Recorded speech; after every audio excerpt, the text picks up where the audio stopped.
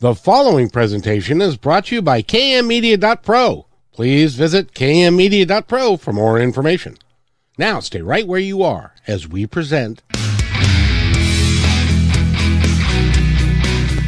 Welcome to Positive Talk Radio, evolving ideas, one conversation at a time. Great guests, dynamic stories and interviews, plus new thoughts on a wide range of topics and concepts. I hope that you'll hang with me, Kevin McDonald, my friends, and of course, you. As together we work to understand why we are all here and what we can do to make our world a better place for all of us. To be happy, be kind, and live in peace together. Yep, that's Positive Talk Radio.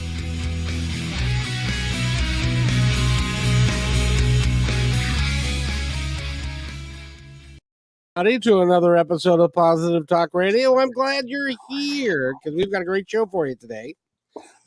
This gentleman has been on the show before. He was a police officer. He had a story. He's written a book about his dog, and we haven't talked about the second coming of the dog, but we're going to talk about all of that. His name is Brandon Wainwright, and he's right here. Brandon, how are you today? Doing well, Kevin. Thanks for having me back. It's good to see you. It's good to see you too. Now, the last time we talked, you were a police officer in the Florida area, and the San Francisco Bay Area. Oh, yeah. That's right. Yeah. That's right. We just moved to Florida from there. Yeah, exactly. So I got it confused. But anyway, so you are no longer a police officer in San Francisco. What are you doing these days for fun and excitement?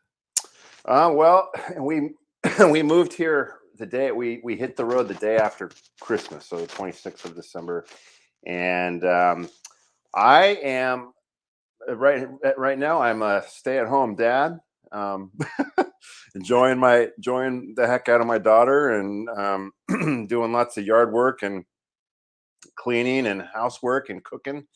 And getting the house all set and everything. It's been, believe it or not, it's been a busy few months, but I'm not working in like a traditional job, and I'm not sure I'm going to be. I had looked into possibly lateraling and moving to the Tallahassee Police Department, and then I decided that I was going to hang it up as far as being a cop. I still may work for them as a community service technician.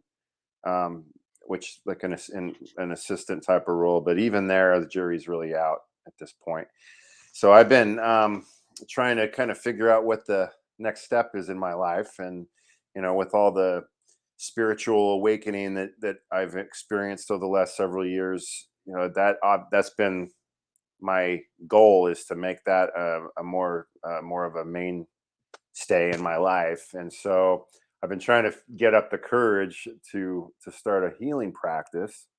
And I know that sounds crazy. You'd think it would take a lot more courage to be, in a stereotypical kind of way, to be a police officer. But for me, starting up a practice and having my own thing has been a very scary prospect, which is, it's ironic because when I was in high school, and as a kid, I was always very industrious. I had my own business in high school, had a lawn landscaping business that took me through college, and I tore it up with that. I don't know. I guess, when you get into the real world and your bills are dependent on being, that was for spending money. So this is now a more of a real life venture. So I guess maybe that's part of it. Also, kind of letting your balls hang out, if you will. Doing something, doing a energy healing practice is not conventional, and it's bound to attract a certain amount of judgment from people. Well, you're a weirdo. What is that? Is that real? You're a charlatan, stuff like that. And I know I'm going to encounter that sort of thing. So this is very scary. But that said, I just officially launched my practice this week, and I had one customer so far, my mother-in-law, and she wanted to pay me, and of course I wouldn't let her pay me, so I haven't made a single dime yet. So, Well, so but first of all, congratulations, because thank you. you're only here for a short period of time, and if you're not following your passion and living your best life, then you're wasting your life. And and I get the fact that being a cop was, you would think, would be scary, but it was a place where you went to, you were scheduled for a shift, you knew at the end of 2 weeks you were going to make X number of dollars. And so from that standpoint, now the job itself was tough as hell, I'm sure, but from the standpoint of being productive and stuff, it's easier to do that. And Yeah, also to step out and in a spiritual way, to use your gifts that you clearly have to create a healing practice. You're right, it does require for you to step into a pile of, well, no, you're going to step into a place in time that pile of is, something. yeah, pile of something, yeah. And but it's I really wish you well. Thank you. And if there's anything that I can do to support you and your practice, just let me know, because it's um we need more, especially from the standpoint of men.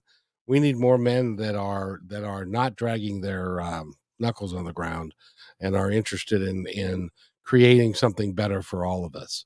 And Yeah, yeah, I agree. This field, if you will, is definitely dominated by women, which is it's fine. I enjoyed the training and hanging out with them, and but yeah, it is.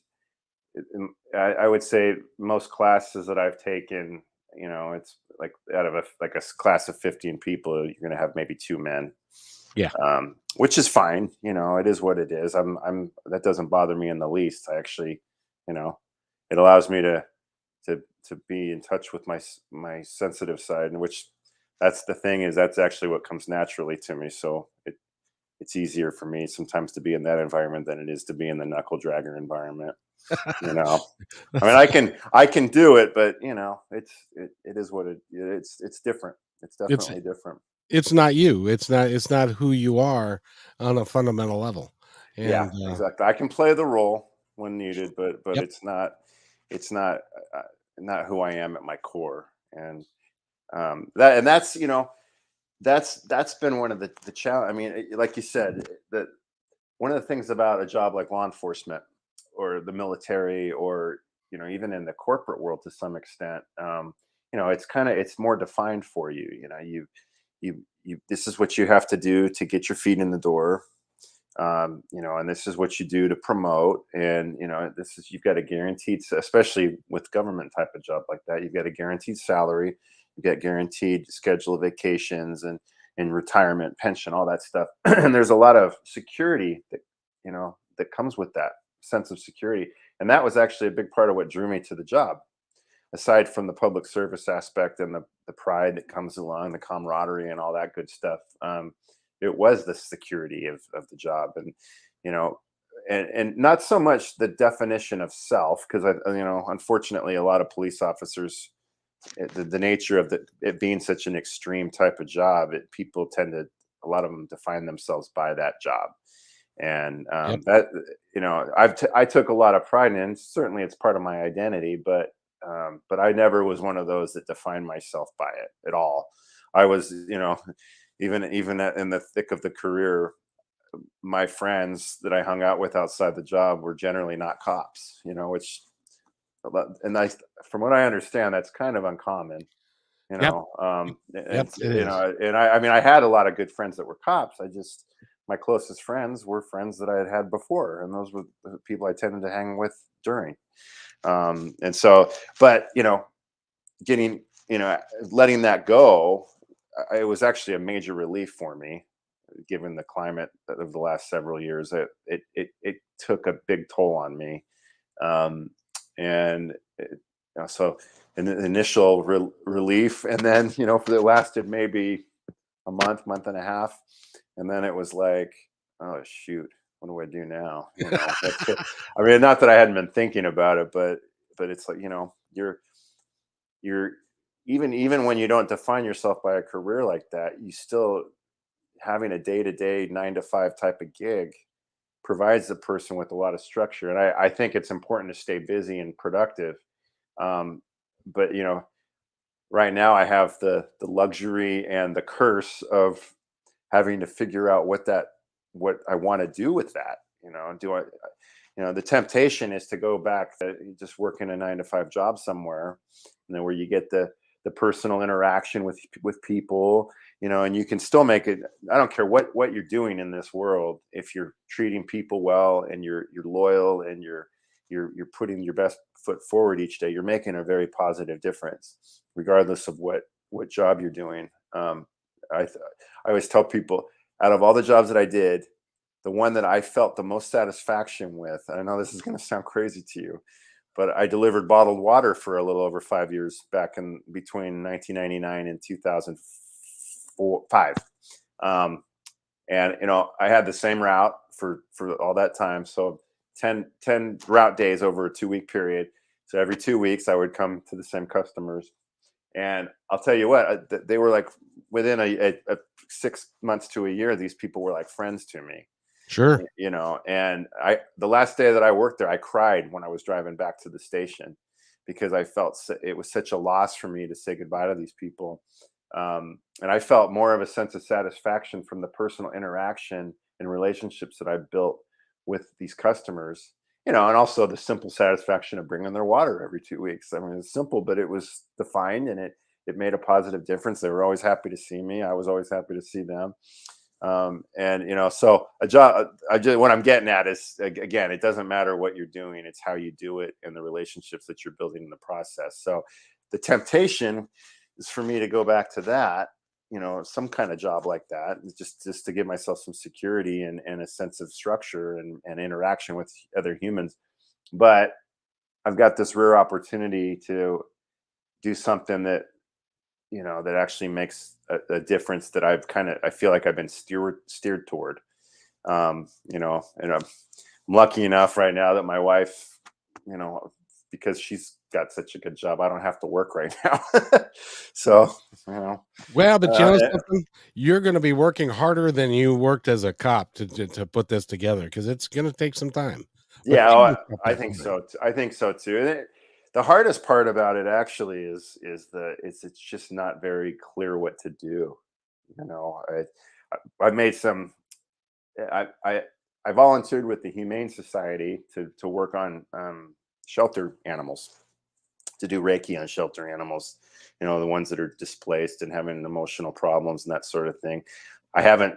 The director was very interested, and she's supposed to get back to me. I haven't actually started with them yet, but we built a relationship already with one of my dog's groomers, and she's just this awesome lady here in Tallahassee, and she offered me an opportunity to practice out of her shop on animals.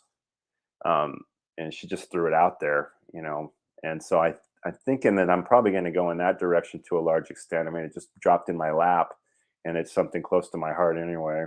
But as far as the people breaky, it's just when you're dealing in something that's so unconventional, it's difficult. It's not like you can just get on some insurance plan and have the customers or the patients sent to you. It's a little different. Well, but it's, two things. The first thing is that people are finding that energy work, when it involves their animals, is a major issue, is a big deal, Mhm. because the animals, it can help them in a great way.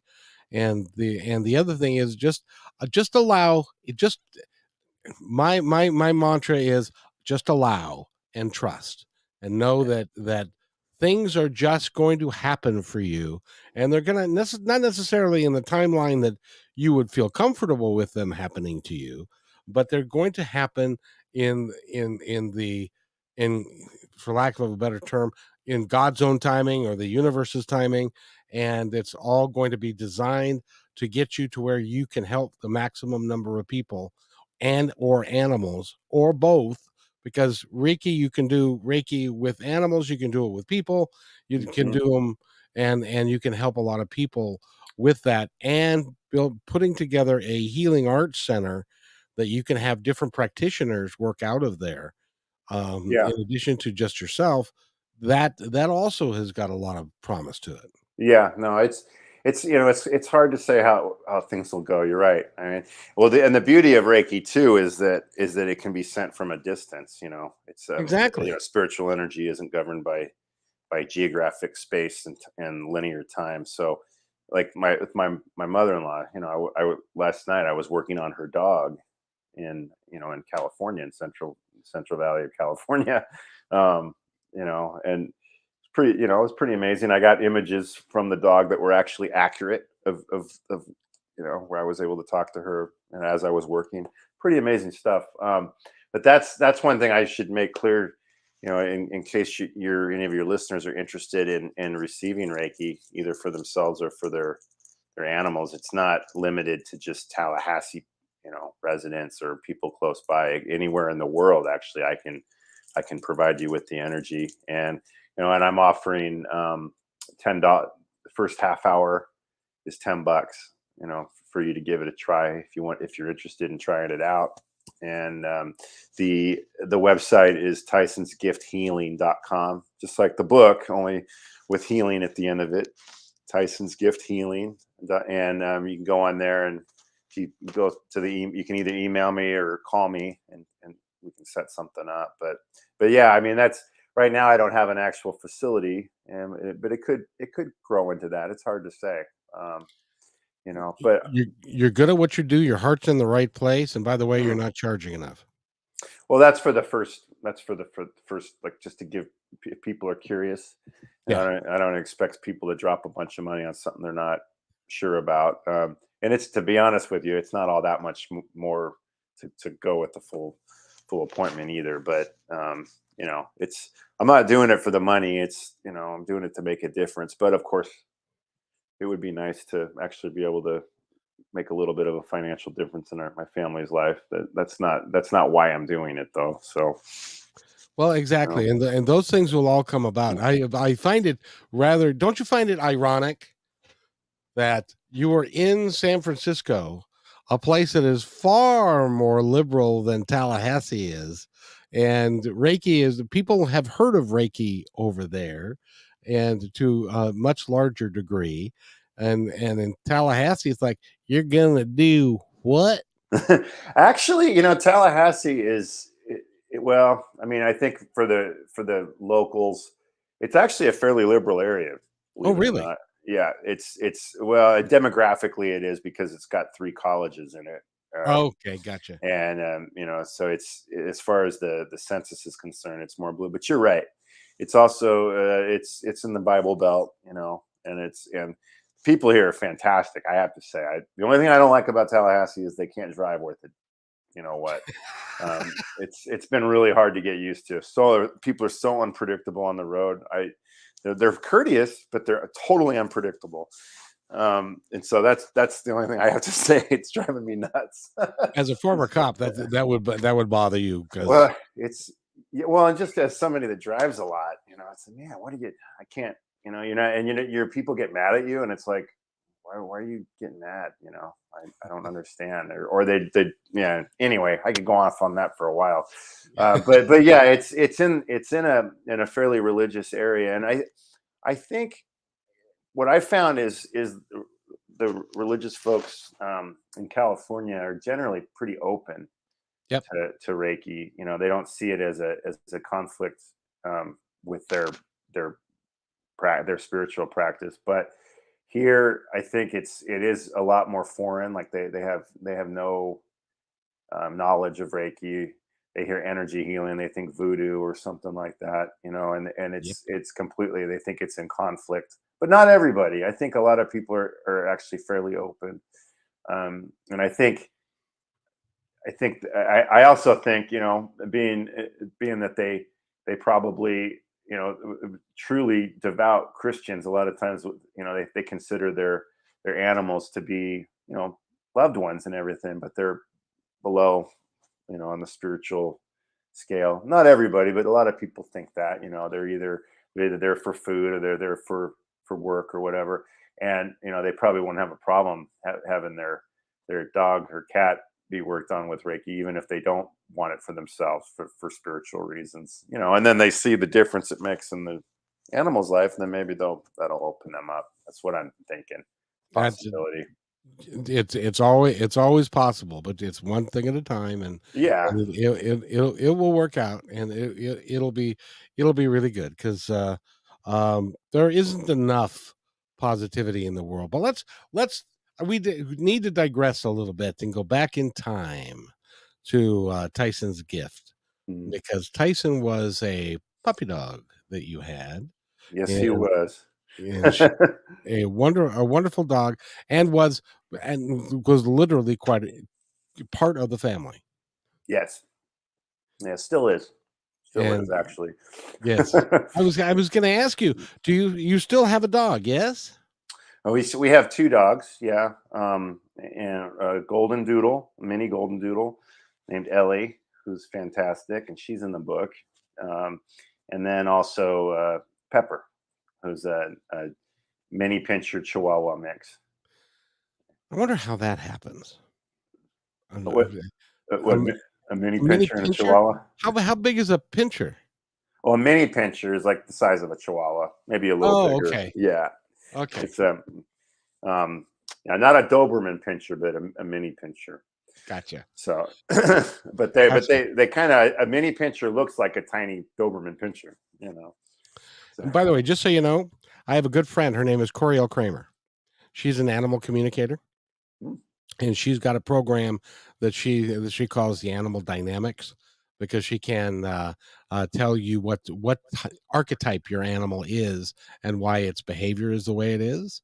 And I said to her today, because I was talking to her, and I said I get the opportunity to interview Brandon Wainwright, and he's got the book Tyson's Gift, which is about Tyson the dog who came back as Pepper. And she said, yeah, so. And I, to her, that's just everyday news, right? it is, because it happens. She told me she's seen it happen a lot, Mm-hmm. where the soul of the dog. And you're right, because my mother was a fundamentalist Christian, and she did not believe that animals had souls or had energy to them. And it's like, that is just crazy to me. That is Yeah. just crazy. If you've ever watched a dog, and I've watched two of my dogs that I've had to put down, if you've ever watched a dog die, I could see their soul leaving. Mm-hmm. Yeah, And that's yeah. No, I agree. They absolutely they have souls, and I personally believe that that animals are not they're not on any different level than humans as far as where they are in the hierarchy of souls. In fact, I personally excuse me, I personally believe that you can come back as an animal if you choose to, and come back as a dog or I agree. you know. And that's, if you've ever had a dream where you could fly, Oh that's yeah, it might be a past life that you were actually a bird, could be. you know? Yeah, I just So hate the ones where you're falling though. yeah, but the interesting thing around that is that I've had dreams where I was falling. When you get to the bottom and you're on your way down and you're going, this is gonna hurt. It never hurts, and most of the time No, you get up and walk away. Have yeah, you ever noticed that? mine usually just end with the falling. I'm just like Exactly. I can't take it. I'm just gonna. I, But yes. yeah, So but tell us about Tyson. well, Tyson, you want me to kind of give an overview, kind of like what what I was Yeah, talking about the last time. yeah. Well, and of what you wrote the book based upon your experience with Tyson, and that you were, well, just tell us about the book and your experience with Tyson. Okay, well, Tyson was my a dog that came into my life, and that of my wife's, who was my girlfriend at the time when we were just getting engaged back in 2005. He was a Dachshund Chihuahua mix, and he was the dog of a friend of my wife's who she was moving to a place where she could only have one dog, and she had two. The newer of the two being Tyson, and so she this for whatever reason they had to move to this place, and she had brought the dog to work a number of times, Tyson, and my wife had fallen in love with him, and she worked with this lady, and so she thought of my wife immediately when she was thinking of somebody that might want to adopt him, And at the time, it was kind of a bummer for me because we were actually working. We were just getting through a rough patch, like we are, where we almost broke up. And I didn't want her to be distracted by a dog, I had no really, I had no interest in getting a dog. I love dogs, but I had had a number of traumatic experiences with dogs as a kid, where they'd been taken away from me, and it just hadn't been something I'd really considered for myself in adult life. Kind of odd, but I hadn't. And so I was a little bit, I was reluctantly supportive. I didn't let her know that, but in my head, I was like, this could be a distraction, you know. And what if that's what she wants? What if she wants to be distracted from me right now? It brought out some insecurity, but initially, he came, and he was just this absolute prince with my wife, and with me, he was the most hostile, standoffish dog you'll ever see. And it was like so bewildering to me because dogs generally took to me immediately. I had lots of dogs I interacted with on my routes and such, and by being a dog lover, they always could tell. But not this one, boy. He had wanted nothing to do with me. If I so much as looked at him, he would growl. But I immediately took a liking to him and respect for him. And I don't know if it was because, actually I do know. I think some of it had to do with the fact that he was playing hard to get, and I was going to have to earn it. And some of it was I just respected his personality. He had such a big personality. It was so human like.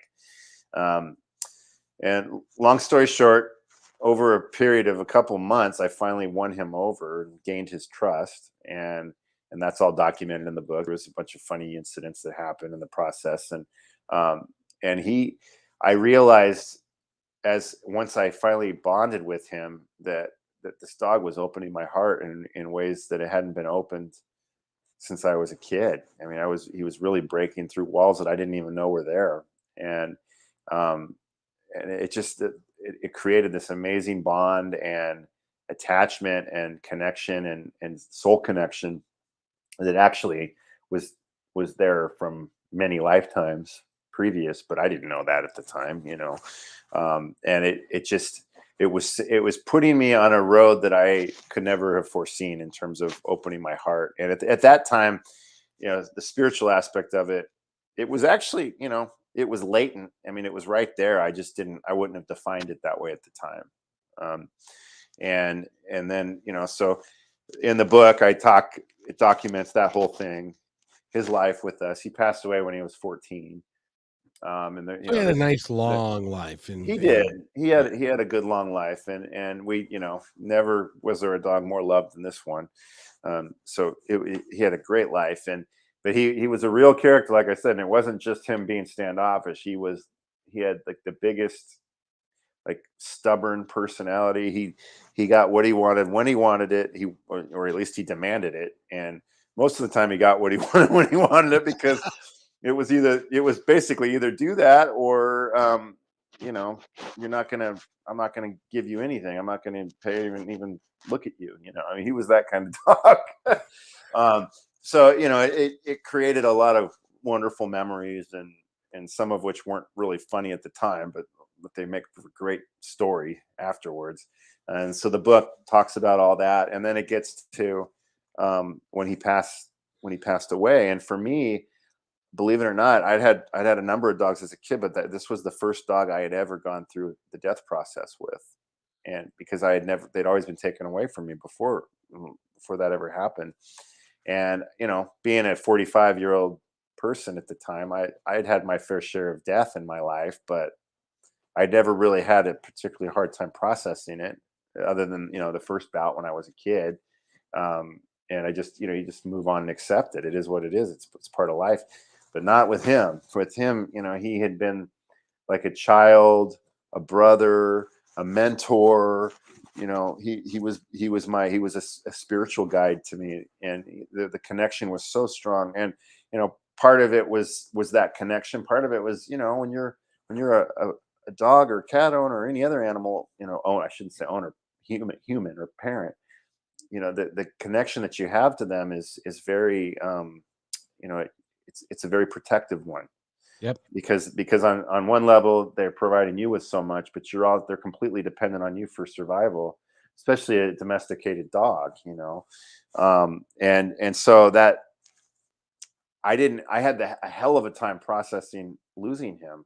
I mean, the loss, I understood that it was a major loss, and that was only going to be could only heal with time. But what I didn't anticipate was just having trouble accepting the fact of it. It was just, I just figured it was like everything else. It is what it is. It's part of life. I mean, I was a cop, but it wasn't. I just thought it would be more logical, but within a day or two of losing him, I began to become conscious of the fact that I was grappling with his existence, with all of our existence. I mean, what happened to him? Where is he now? Is he okay? Is there still a connection here? I can't fathom the idea of this beautiful soul suddenly not existing anymore.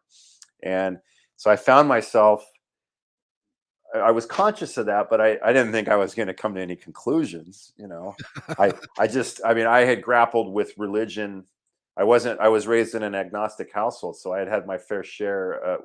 I didn't have a religious paradigm that I was brought up in, although I had done a fair amount of religious exploring over my lifetime, different churches, and none of them had worked for me. I couldn't buy into any of them, even though I tried hard. Especially, I was engaged to a very religious woman at one point, and even there, I faced with losing this person that I loved dearly, I still couldn't open up to it. So the idea that this was going to change anything I didn't think it would. But as I found myself reading books, I went on to Amazon and I punched in animals in the afterlife. Not because I thought I was going to learn about animals in the afterlife, but because I wanted to read about animals in the afterlife just to comfort myself. I wanted Sure. just to read about the possibility, even if it was in someone's imagination. I just needed comfort. But what I punched that in, and what popped up was a book called Animals and the Afterlife by Kim Sheridan, and almost to the word what I had punched in. And the book is nonfiction, and it's about Kim Sheridan's a naturopathic doctor who also is very psychic herself, but she had some amazing experiences with animals throughout her life, and the way she presented it was like, it was so mind blowing to me, like what your friend said. So, well, to me, it wasn't so. It was like, what? Either, what, you can communicate with animals after they've passed, or you can even communicate with them as when they're alive, and with the help of a medium. Or this is like, it sounded like, it was hard to believe, but at the same time, this is no quack. This is like, the way it's presented, it was very lucid, it was very straightforward and factual, and at least that it was presented that way. And so I thought, well, either she's crazy or she's lying through her teeth.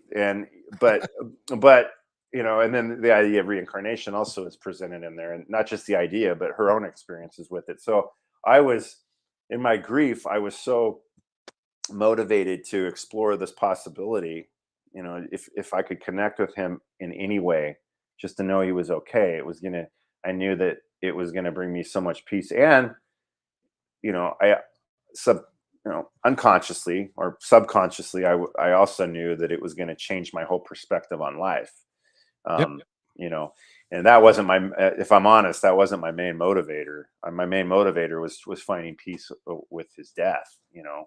um but I won't get into all the details, but through my own experiences with animal communicators and mediums, and I I had some incredible experiences, and that were so just profound that I couldn't deny the reality of them. There was really, they were so specific and so detailed and so plentiful that it was like, there's no way anybody could do this unless this is real.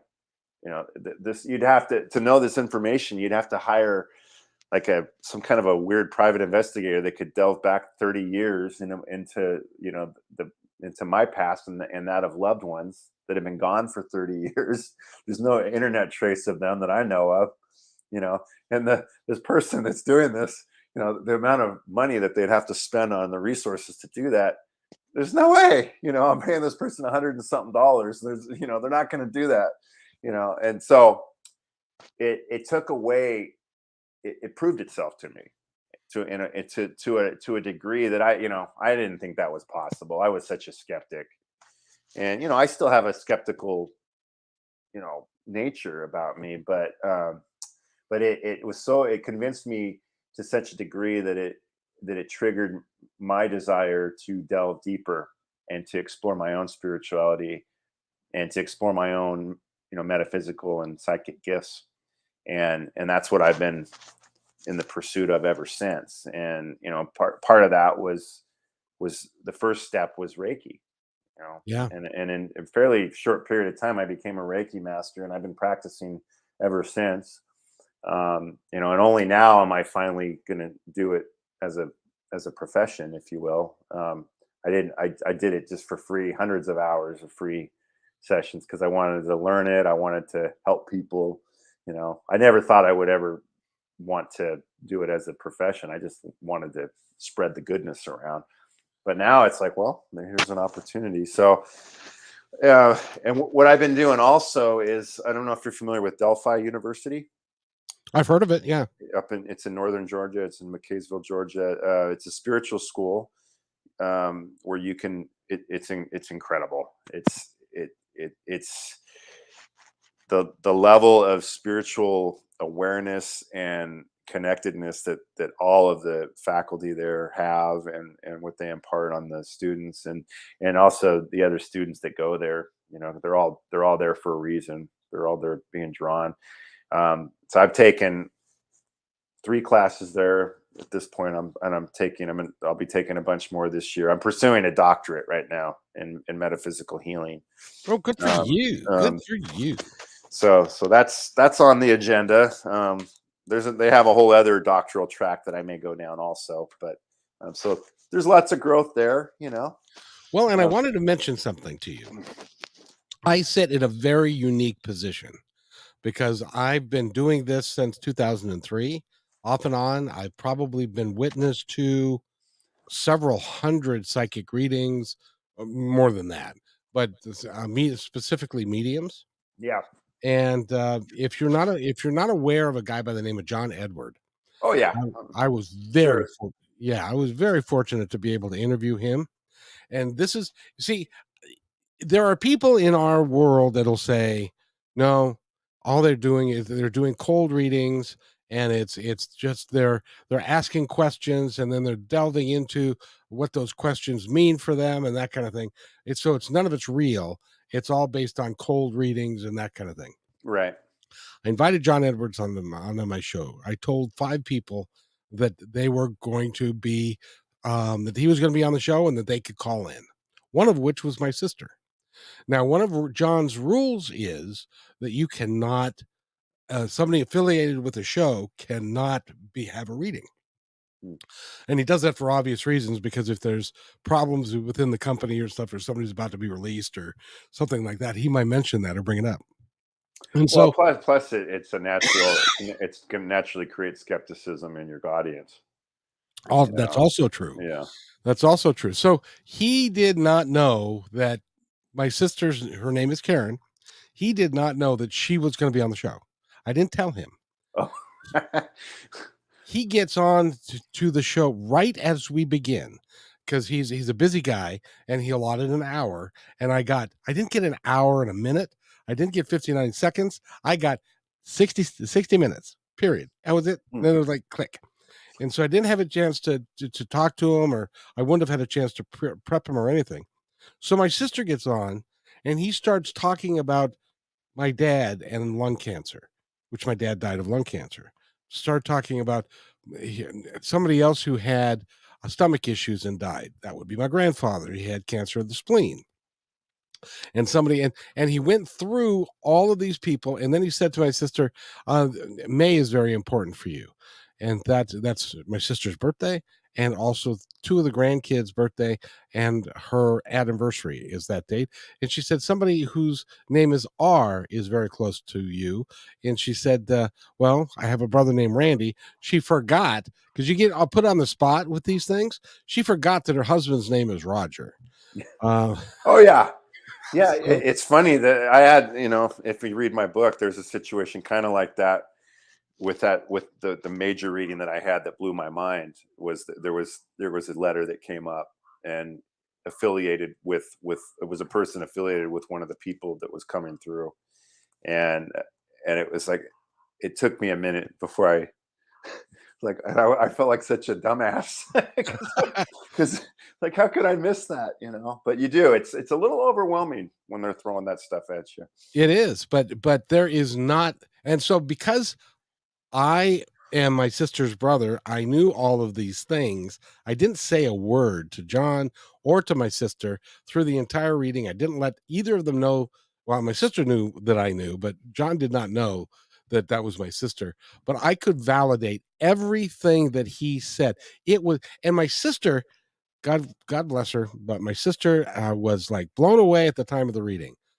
A couple of weeks goes by and the reading Mhm. fades a little bit, and then she starts coming up with excuses why, that some of the things he said, why he, because it, to believe that she was to believe that he was talking to my dead relatives on the other side was a bridge too far for her.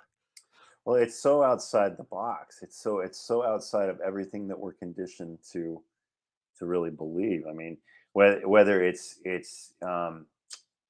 religious culture or secular, none of that is part of the paradigm unless you're a part of a spiritualist type of culture.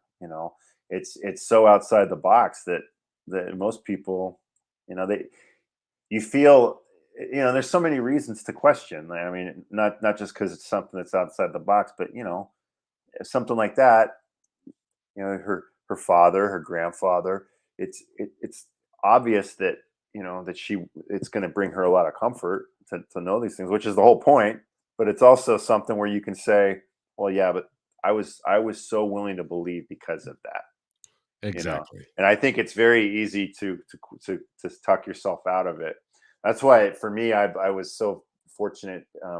Lisa Silverman was as the you could Google her too. She's such an amazing. She's on the same level as James Van Prague, or those. I mean, she's so off the hook good. That's what I needed. That I needed somebody that was going to be that good in order to convince me. So I feel pretty blessed that it was sent my way when I needed it most. But Well, that's to stop the story at this point. See, I believe, sound like a Southern Baptist preacher, that things happen for us for a reason. And when Tyson came into your life, because of who he was, he or she, he Tyson yeah, was a he. who Yeah. he was, as far as and then his passing forced you to go down a road that you never would have gone down Oh otherwise. no, no. I had tried. I really, um, like with the woman that I was engaged to that was religious. I don't want to disparage or create any weird feelings about a specific religion, but I really wanted to convert to her religion. I really did. I wanted to be a part of that spiritual community. I wanted the peace that came with that.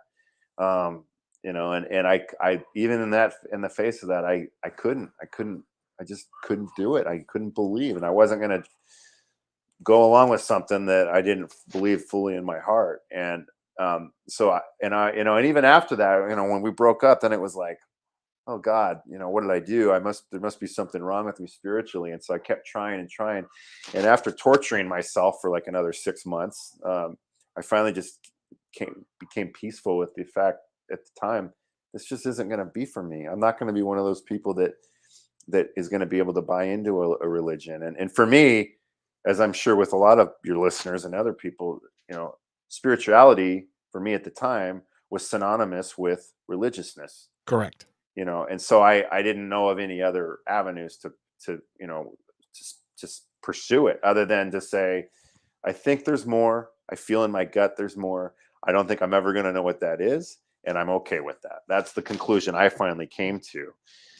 And so the idea that I was going to go back and go down that rabbit hole again, it was going to take something like my boy here, the loss of him to motivate that kind of a openness and growth.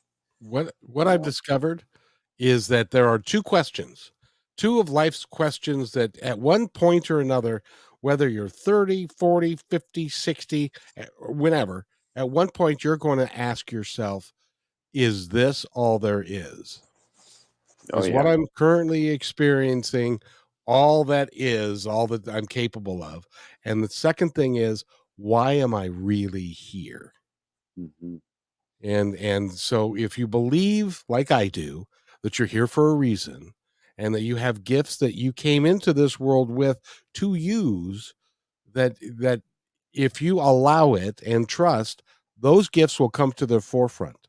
And then you will and it may be like in your see, there's a second book in here, which is I was a cop and then I turned into a energy healer. I mean that those could not be two diametrically different viewpoints of Yeah. being a cop to being an energy healer, but that's what you are, and that's what you were fundamentally were then. You just didn't know it. Right. Yeah. Yeah.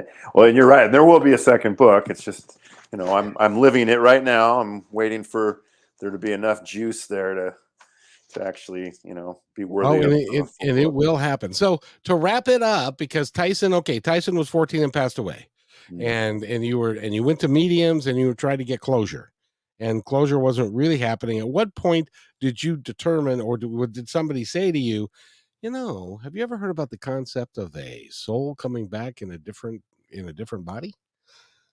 Well, that was that book I read, that Animals and the Afterlife. That was, I mean, I've obviously had thought about those things, and I actually believed in it. I believed in reincarnation and all that, but there's a big difference between, thinking that there's something that could happen. You think reincarnation, it's like, well, maybe my last life was, around King Arthur's time, or, who knows. But you don't think of it as like something that's going to be accessible in this lifetime consciously, certainly not a life that you've, a soul that they've had more than one incarnation in the same lifetime with you. That's something that's to me, for most people, that's way outside the box. It is. And so, but reading about it in such a nonfiction form was enough to, especially like I said, given the pain I was in at the time, and the searching and the wanting, it was enough to make me go down that rabbit hole and search. And I felt weird doing it. I'll admit it. I was like, am I really doing this? But I I was motivated by the love for my dog, and it was like, well, I'll never forgive myself if I don't at least try. You know, I'm always going to wonder, so I might as well do it. And I'll tell you what, it's been a pretty awesome journey so far, and it keeps going. So So when did Pepper show up? Pepper came to us in February of 2020, just before all the craziness started. And I mean, she was alive already. She was born in May of 2019, we think, right around that time. But that's when she came to us. And in Tyson's gift, it's in the epilogue. And what happened was I finished. I talk about this in the book too. But when I first, when I came, I had the idea for writing a book about it, just because I was experiencing these amazing things and I wanted to share it so other people could benefit. I figured, you know, for your friend, it's just normal place, and it is for me now too. But at the time, I was so off the wall that it's like, well, somebody like me can have these experiences. Maybe if I write about it, other people like me will become open to it, Right. and they can benefit from it. So that was the idea. Plus, and then the obvious aspect of it is that I wanted to honor my boy and memorialize his life. But so I was trying to get started on writing it, and it was the hardest thing because I thought, well, is there enough? I mean, I've had some neat experiences, but is it enough to write a whole book about? And who's going to be interested in reading this? And there's no conclusion. There's just me learning Reiki, and so what? I mean, it's unusual for some people, for most people, but it's still not that unusual. And so I went to I was in Sedona on vacation, and I decided to, if you're in Sedona on vacation and you believe in this stuff, you got to get a reading. Otherwise, it's like it's like going to a baseball game and not getting a hot dog. Exactly. So I got a reading, and Elmara she's in the book too. She's an amazing lady, amazing person, and I still am in contact with her. I still do readings with her, but she's also, I would consider her a friend and a teacher. But we talked about the book, and I told her, I don't think I have enough to write this thing, and I don't think it's worth writing until Tyson comes back to me. Like I need some kind of conclusion like that to, punchline, because it was so daunting. I had tried to start writing, and it was just like, it's just not happening. And my wife finally said, well, you know what? If Tyson really wants that book written, which that was kind of the idea, was I felt I'd been guided by not just myself, but by other intuitives, that this was something that was really important, and that Tyson was a part of it, and working with me on it. And so my wife says, well, if the Bobo, that was his nickname, if the Bobo wants that book written bad enough, he'll just have to come back. And so I decided I was just going to wait. So I'm telling Amara about this, and she says, and it was, I remember it was very, it jolted me. She says, no. She says, no, that's book 2. And in the most straightforward, sure, and she was so definitive about it. It was like she's seen the second book. I mean, like, it was like, really? And she goes, you have everything you need to write that book right now. She says, all you got to do is get started. And so I threw caution to the wind and just started writing. And she was right. The book flowed like, it wasn't easy, write a book. It's still not, it wasn't easy, but it wasn't near as hard as I thought it was going to be, with the exception of a few chapters. And what was incredible about it was I finished the book in December of 2019. I started writing it in late spring, my free time, and finished it in December. And it was all done. And now I was starting to look for, trying to find a publisher and whatnot. And then Pepper comes to us in February of 2020. And, so I put that in the epilogue. It was like, this is, amazing. Some people told me I should have waited on that, but, to say, because I say at the end of the book, I talk about, will there be a second book? Absolutely, there will be. When Tyson comes back, there will be a second book whenever he's ready, and I don't know when that's going to be, or, but I will write the second book when it comes back. And then, and then the epilogue, it's like, well, yeah, he's back. But, I don't give any details on it other than that Pepper is Tyson. And I still know that to be true 100%. They have the same personality traits. Is that right? They are so similar, but more than anything, you just feel it. Yeah. You feel it's the same soul. It's, they're not identical. So, she doesn't have all the same quirks that Tyson has. She has quirks that he didn't have, but yeah, I mean, it's the same. It's the same soul, which is pretty, it's been pretty awesome, because, for me, I reached a point where it was no longer raw, although I still, even back then, I was still crying from time to time about him. That was almost 2 years from the time he passed away. But, as soon as she came in, it was like, it's like he's back, and I no longer missed him because he was here. And I know that sounds crazy, but the best way I could put, I mean, she actually does look a lot like him. They look, and in fact, I've got pictures that I'll put in the second book. They're side by sides, where with the body language, it's like that is the same dog, different coloring and stuff. But they have enough similar traits anyway, where they look very similar, but like their body language, everything. And so, yeah, it's definitely it's pretty remarkable. So now I gotta ask you though, excuse me, you have a significant other, and the ride that you're on, she's also on that train, by the way. Yeah. That must have been quite a ride for her. How has she dealt with it? Well, I mean, she's been it's actually been remarkably smooth and graceful. She It's kind of funny. She grew up a Seventh Day Adventist, okay, Oh, which is geez. which is a pretty devout um, Yep, pretty strict. religion, but she was very devout, but at the same time, she wasn't maybe not as devout as some of the the really like strict. I mean, she still had she was devout, very much a wonderful person. She had the Christ energy in her, all that stuff, but she wasn't like a robot, if you will. Is the best thing. Not that the peak. I went to church with her a bunch of times when we first started dating, and wonderful people. I'm not knocking them at all. That's not my intent here. But she definitely was more honestly spiritual than she was religious. Mhm. Religious, though, I mean, she definitely. I mean, her knowledge of the Bible is pretty incredible to me. Um, I don't even really have that great a knowledge of the Bible, to be honest with you. But she always can answer my questions and tell me where to look and whatever. But more spiritual.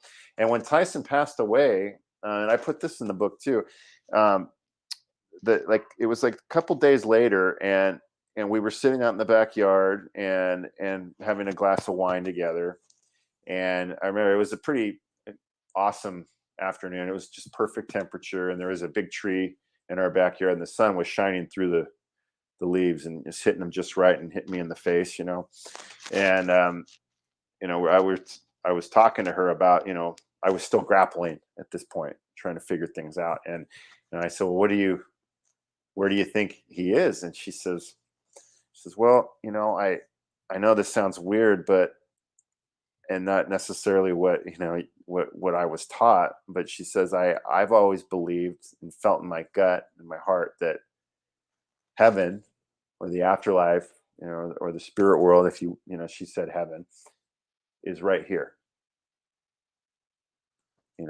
and which blew me away, but I found it to be such a comforting sentiment, um, and especially coming from her. And so we said, "Cheers to you, Tyson." We toasted him, and so when I got into my path, even though she hasn't like necessarily jumped on the same level I have, like she has no, for whatever, it kind of pisses me off that she doesn't really have an interest in learning Reiki, because I could sure use sometimes from her. um, um, uh, she doesn't like necessarily gone down the same path I've gone down, but she's still very supportive and believes like everything that I've gone through. We've gotten into some arguments from time to time when I come to the conclusion about something, and some of the things that I've been learning, and I it's maybe contrary to what she was taught. There's still some of that attachment to some of those belief systems that Sure there is. but fundamentally, she's a spiritualist more than she is religious. And so there really hasn't been any problems created by it at all. It's been, and my daughter, she's 13 now, so she was 9 at the time, or just turned 9 at the time. And so she's kind of, in her formative years, she's watched me go through this, and she's really benefited from it, I think. Like her spiritual perspective is so rich and so much bigger and more peaceful than mine was, as a kid. That was one thing. Like my dad always talked about, he told me he wished that he had raised us in a church, so we had that kind of paradigm to reflect on. And thank God he didn't. Is what I say, because it would have been a whole other thing for me to get over and to go down this this journey, I think. Um, but it was also something that was really missing for me for a long time. And I think a lot of people, they go down that route in search of that peace that comes with religion, you know. But like I said, spirituality and religiousness are two completely, they're related, and they can they can coexist, but they're not they're not the same thing. They're not synonymous. No, spiritual in my world, spirituality is um something without the dogma, Right. without the rules, without that you understand that we are. See, my fundamental belief is that we are spiritual beings having a physical experience, and that Yeah. we all come from the same place, that we are all one, that there is no place where the universe isn't, and that we need to start acting like that. Yeah, um, I agree with you. Yeah. We are one. I tell you, it's interesting you say that too, because as I first started down this journey, one of the things that I had a hell of a time with, and it was like, I still struggle with it. But like when guided meditations, especially the ones where they kind of start you off, and then you take off from there, type of right. thing. Or I would just go to sleep. I couldn't. I would be like, I'd be waiting for something to come in. Like, come on, come on. If this is real, I'll just start to have these visions. What I didn't understand was that you have to. It doesn't work that way. You have to actively open up your imagination and allow your faculties to work with spirit. It doesn't when you're conscious. If you're dreaming, you're in a whole different state, and it does work that way. But when you're actually conscious, you have to your actual live consciousness has to work in conjunction with spirit. And that's a hard thing to, if it doesn't come natural to you, or if you weren't, if you're somebody like me that was a skeptic and very, practical and left brain, it took a while to break through that wall. And it took, taking classes and having people make suggestions, and explain their experiences to me so I could kind of apply them on myself. But when I finally did, when I finally started to make some breakthroughs, a number of times I've had these crazy, amazing, journeys, uh, where the theme to it always, it ends up, it's very spontaneous. It wasn't something I was consciously thinking about. It wasn't something, I shouldn't say a bunch of times. It happened a couple of times, but it ends with, "We are one." Like I've had some pretty incredible meditations where that was the theme, and it was like somebody's trying to make me realize that we are one. because I mean, it was so powerful. And That is the one distinction that I'll make between spirituality and religion, is that if you're in a religion that separates people, oh yeah. that's not a good place to be, because we're all together. We're all in this at the same time, and we are literally all one. All come from the same energy source, and all of that. And but there are, like, if you're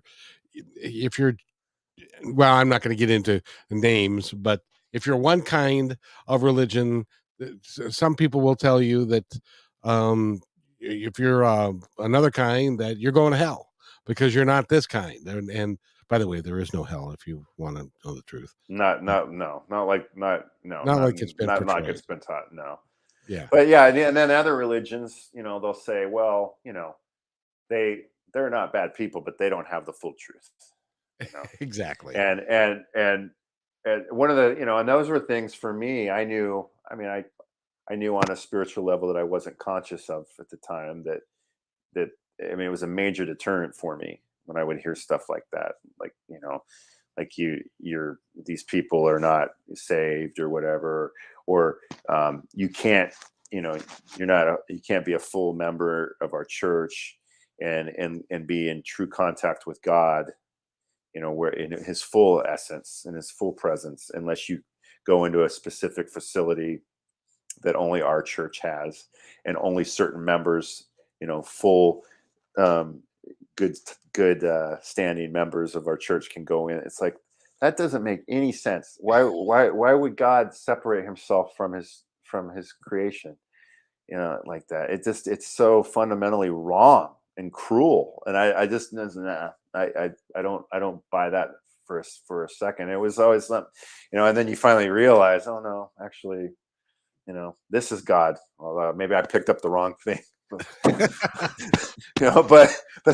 everything about us, everything in the world is part of God. And one thing I'm going to throw this out there.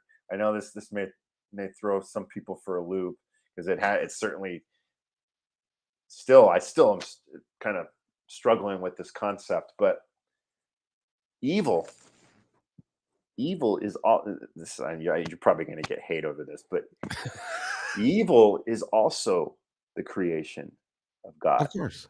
Everything is. But that's something that's so counterintuitive for people, myself included. How could everything when you think about the life you want to live, like your whole goal, your whole mission is to bring good to the world, right? Is to bring light to the world and help other people get on that track. Well, what motivates you to do that? I want to be close. I want to be one with others, and I want to be in line with my spiritual nature and close to God. Right. Well, so you think about it like that, and then you think, yeah, but God also creates evil. So if you're evil, you're still part of God, and that's the whole thing that people don't realize is that even the evil people are part of God. And what the thing that was explained to me in one of the classes that I took recently, and it makes sense, but it's really hard to wrap your brain around, is that there has to be a balance, first off, yin and yang to the universe, but also you don't, you can't know good unless there's evil. Correct. You know, part evil's role is to teach people to take the right path, to take the path of good. And it's I'll tell you, I'll share this story with you because it blew my mind. One of my teachers, who's a Charles Curcio. Have you heard of him? No, not yet. He's am I okay to go on this? I don't want to. Yeah, no, you're good. Okay, okay. You're He's it's going he's long, but this is good, so good. I'm good.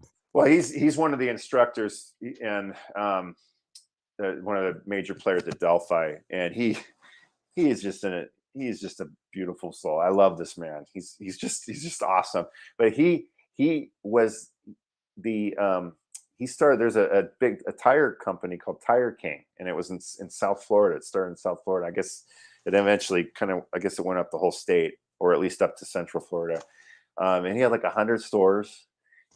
He's very wealthy, very successful, and he started it from the ground up. I mean, he was a total entrepreneur, Vietnam vet, just very practical kind of guy, but also spiritual. It was latent. It was there. He was a healer from the time he was a young child. And he has stories to reflect on with that. But anyway, just giving him a little bit of backstory on him. And he eventually had his awakening, left his whole other life behind, and is now, his whole life is healing and teaching other people. And he's a character, real character. He's really funny.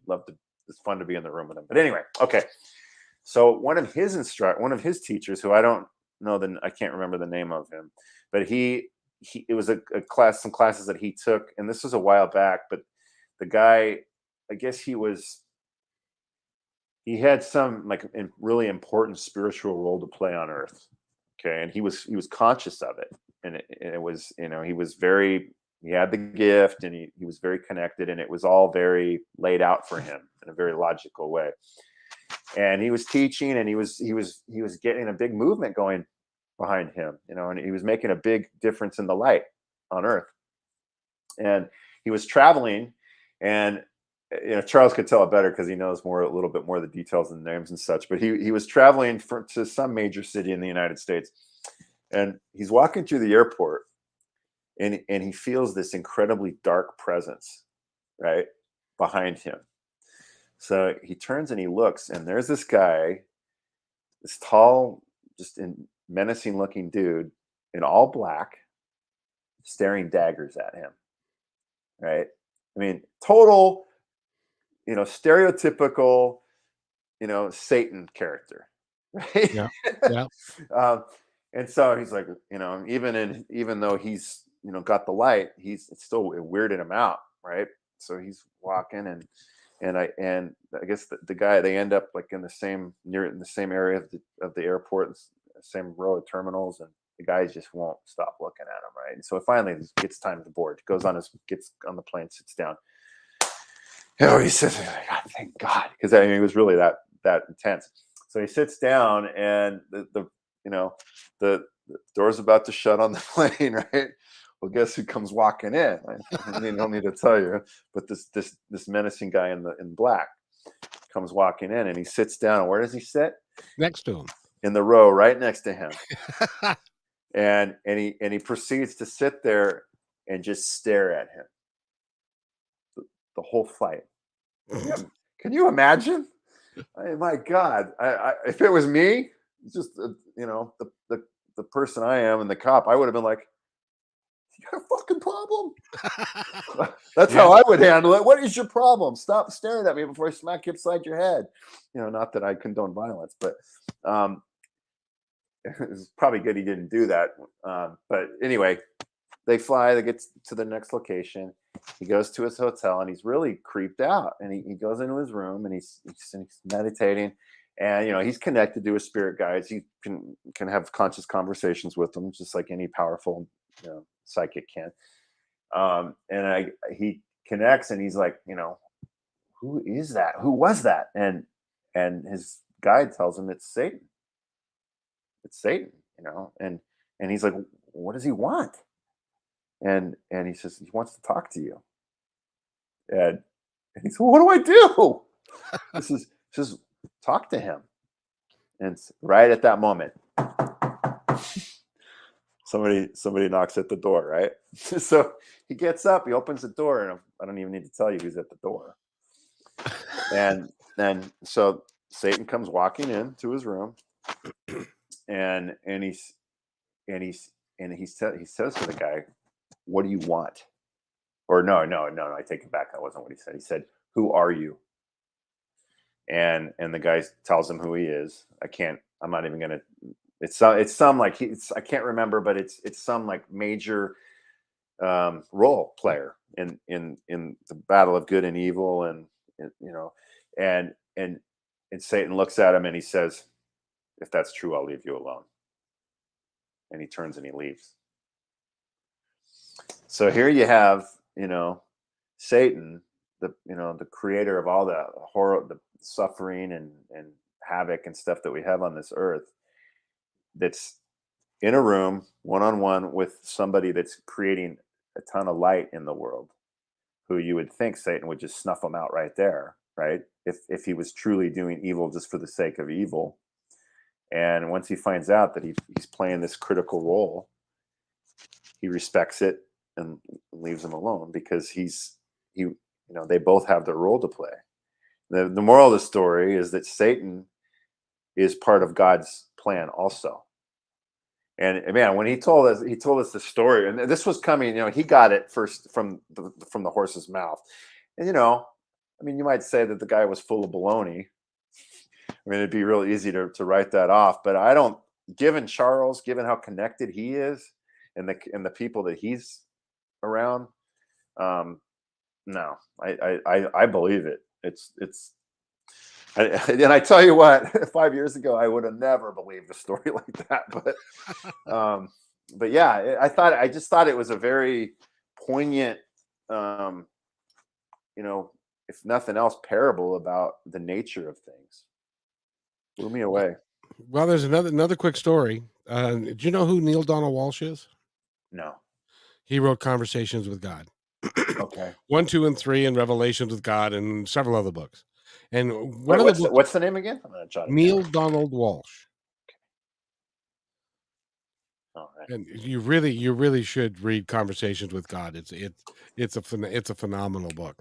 But one of the books he wrote was a children's book, and the premise of the story is that a soul was on the other side, and he said, I really want to learn about forgiveness. I still haven't got it right. I want to learn how to forgive. And he has a bunch of other souls around him, and he says, but I need, in order to forgive somebody, somebody has to do something wrong to me, and it needs to be horribly wrong in order for me to forgive it. And nobody would step forward. No one said, no, we love you. We don't want to hurt you. We love you. And then finally one soul stepped forward and said, I'll do it, but I want you to know I'm doing it because I love you. So they go down and earth, and then this horrible thing happens, whatever it is. But the moral of the story is that we are all love, and that on the other side, that's all there is. But people will come down here and play a role to fulfill what it is that you want them to do, or what other people want them to do as well. Does that make sense? Yeah, absolutely. Yeah. Yeah. So, but it's very similar to the theme of your of what he was doing, because it's exactly right.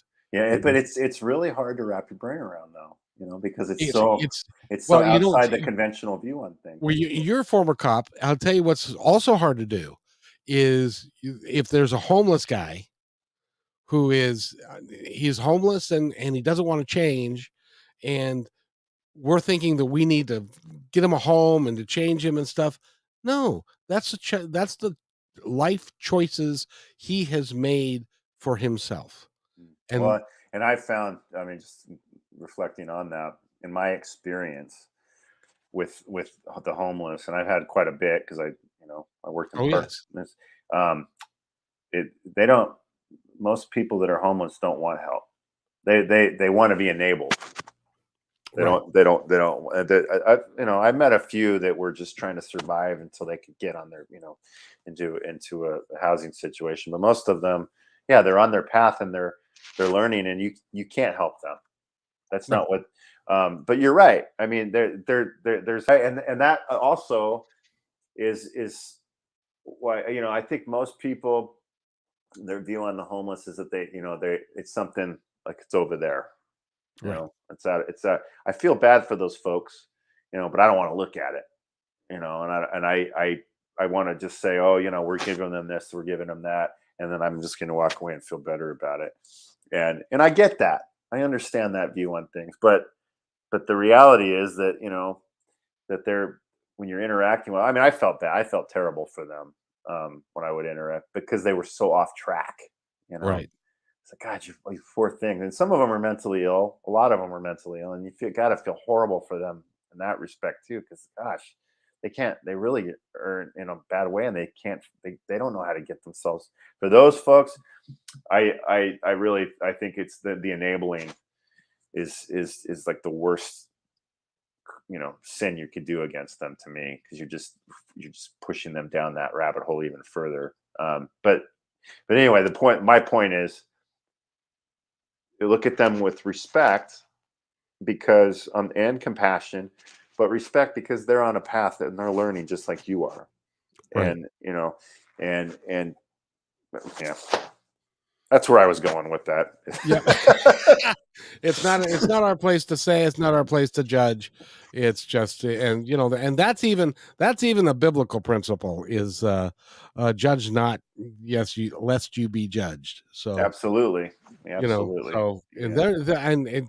even though I'm not a religious man, I grew up in the church, and the Bible, especially what Jesus said, has got some deep meaning and stuff. So it's not Well, all. and it's such an honest viewpoint. Yeah. I mean, if everybody screws up, and everybody does things they shouldn't do from time to time, and to judge somebody else, to really judge somebody else, is like, you're so delusional. It's not taking you down the right path. Nope. Take Or, the log out of your own eye before you take the speck out of somebody else's eye. or the stick out of your butt. That too. We've been talking with Brandon Wainwright. He is the author of Tyson's Gift. He's got another book coming. If you want to find out more about him, go to tysonsgifthealing.com. Is that correct? That's the website for the healing practice. Yeah. And anybody in your audience that would like to partake of the healing, all they got to do is hit me up. Through the website. You can either get my phone number, or you can no prank calls, please, and or you can email me through there, and then that talks about the business, and the nature of Reiki and such. That the other website, which there's a link from that website to the other one, is tysonsgift.com. That's the one about the book, and kind of talks about all, that's been up for a while now. And there's also a button that goes from there to the other website. So you can certainly get back and forth. Either tysonsgift.com, tysonsgift.com, or tysonsgifthealing.com, tysonsgifthealing.com. And they're both beautiful websites, and I'm going back and forth between them now. Yeah, and I've got, like I said, it's very flexible. You don't have to go anywhere. The way if I was going to give you a Reiki session, we would talk on the phone, find out what it is you'd like help with, and kind of find out what your situation is, and then I would connect and send you that energy. And I'm happy to do it. And that's why I was saying the $10 for a half hour for anybody that wants to partake and give it a shot and just see what it's about. If nothing else, it might open you up to it, and you might decide you want to pursue it for yourself and start spreading the light yourself. It can be life-changing if you let it. Absolutely. Yeah. So, the other thing I want to talk about, and it's not up yet, so I'll have to come back again, but okay. I'm going to be starting a radio show. Oh, really? Yeah, with an animal communicator who is also a former cop. And it's a woman. She lives up in Canada, and is Mary Paulette. She goes by MP, but she's awesome. And we just connected, and it was very organic, and decided we're going to do the show. And then I ended up on this network and we're just getting it started, but it was a network I did another interview on. And they were like, "You want to come on our network?" It's WLTK DB, and it's a paranormal radio, so it's kind of esoteric. What's the name of it again? WLTK, and then DB, so the same as FM AM, or it's FM AM or DB, direct or digital broadcast is what it stands for. But we're going to be starting a show on there, and it's the working name that we have now, and I'm pretty sure it's going to stick, is the Donut Run is what our show is going to be called. Kind of a take on cops and donuts, and we're gonna talk about. It's going to be a kind of, in some ways, similar to your show, where it'll tackle metaphysical subject matter,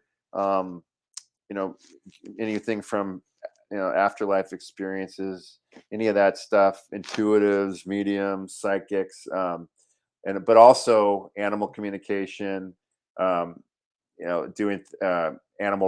doing things for animals, animal shelters, that kind of subject matter. So I'm excited. It's completely in its infancy, so it's coming.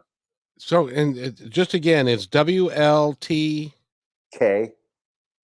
Okay, that's I can't write very well, so that's what that is. Okay, I will look that up. I'm very interested in that. So that's pretty cool. And if you need any help with equipment or anything, I can tell you what to buy anyway. Yeah, awesome. Yeah. It's definitely going to be a learning experience, to say the least. But I figure, like, I come on your show and I just be myself, so I'm going to try and do the same thing on this other show. Always be yourself. That's just what you got to do. Just be yourself. And you will be successful, and trust that you're going to be successful, and you will be. I guarantee it. There it is, right there. Sage advice, my friend. Sir, you have yourself a wonderful evening. It is 6:28 there, so it's time for you to go have dinner. Yeah, it's getting there. Yep. Yeah, you got to go probably make dinner because I do. It's my job. and a fine job it is. I And your actually daughter, like to cook. I enjoy it. It's oh, good. relaxing And for me. a 13-year-old girl needs her daddy to be home more. That I got to tell you that's been, I didn't think of it that way, but I've always been close to my daughter, but we spend a lot of time driving, and and she's going through a lot of change herself right now, so it's pretty cool to be able to be her sounding board, and I'm closer to her now than I think I've ever been. So it's a blessing. It is a dynamic time to be a 13. I wouldn't want to be a 13-year-old girl to save my life. It would be a terrible. 14 and 13-year-old boy either. I hated junior high kids are cruel. Yeah, they really are. They really are. So again, Brandon Wainwright. I've been at this since 11 o'clock my time. So my brain is tired now. So well, you did a good job. Well, I couldn't tell. You're an easy guy to get along with, and you do a great job. And I'm going to have you back again as I want to follow you as you go down this road, because only the universe knows where you're going to end up. This is true. I just, in my own humble way, I want to play my part. I'm trying to, getting that ego out of the way is a challenge for everybody, I think. But that's it. It's just let the universe take you. And this is all this work that we're both doing is all, it's all light work, really. So you just follow your own beliefs and let it guide you. And that's what I'm trying to do. So yeah, I'm sure there'll be plenty of new chapters to share with you down the road. And I'll probably hit you up too if you'd like to come on our show. Absolutely. Yeah. I would love to. I have a fascinating story. Sometime I'll have to tell you. Yeah, absolutely. Love to hear it. So anyway, Brandon, thank you so much. Thank you, Kevin. Stay right where you are, and I'll be right back. Thanks for enjoying this episode all the way to the end. Please give us a like and subscribe to this channel. This has been a production of kmmedia.pro. Please visit our website, oddly enough, named kmmedia.pro, for more details about us and our mission, which is to provide great positive programming designed to inspire us all. I'm Kevin McDonald, and I'm proud of these shows, and I truly hope that you'll like them and share them with friends and family. So on behalf of our entire team, remember, be kind to each other, because each other's all